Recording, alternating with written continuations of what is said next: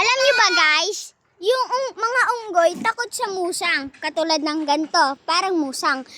Ang musang kasi ay mahabang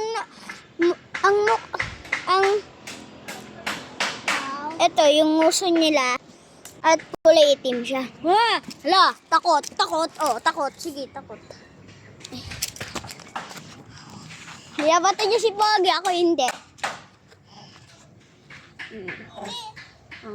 Hawakan mo si Syke.